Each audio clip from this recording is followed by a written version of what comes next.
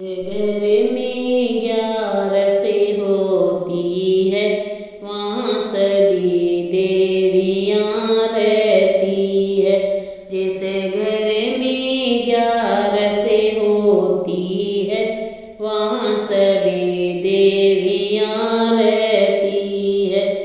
जो ब्रह्म बेला में उठ जाए और घर की साफ सफाई करे, जो ब्रह्म बेला में उठ जाए और घर की साफ सफाई करे, जो द्वार पे झाड़ू लगाती है, वहाँ माता लक्ष्मी रहती है।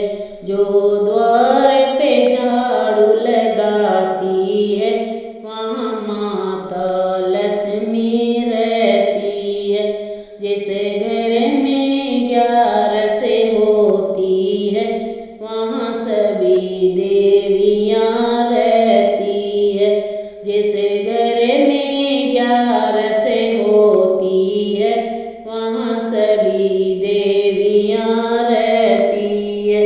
जो जल्दी उठ स्नान करे और घर में पूजा पाठ करे, जो जल्दी उठ स्नान करे और घर में पूजा पाठ करे, सम्मान बड़ों का करती है, वहाँ सीता मैया रहती है।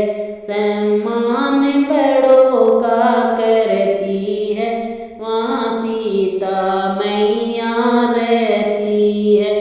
जिस घर में 11 होती है, वहाँ सभी देवियाँ रहती है।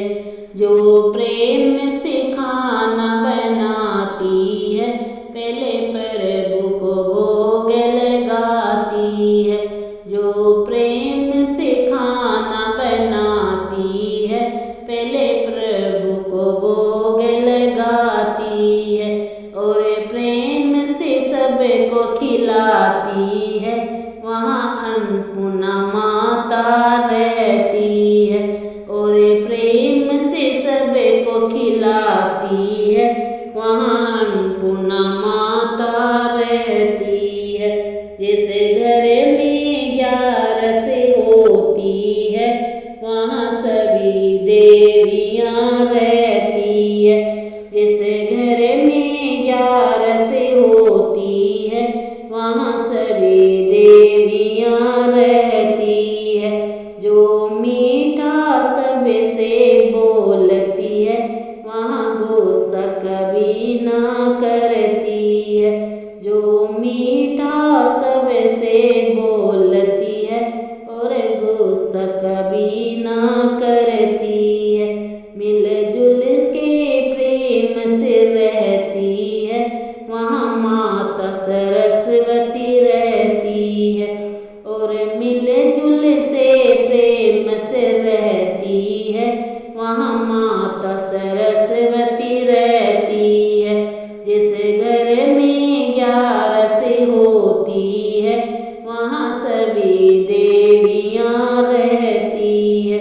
जो गायों की सेवा करती है और तुलसी की पूजा करती है, जो गायों की सेवा करती है और तुलसी की पूजा करती है, और भजन कीर्तन करती है, वहाँ राधा रानी रहती है। और भजन कीर्तन करती है, वहाँ राधा रानी रहती है। जिस घर में 11 होती है, वहाँ सभी देवियाँ रहती है। जिस घर में 11 होती है, वहाँ सभी देवियाँ रहती है।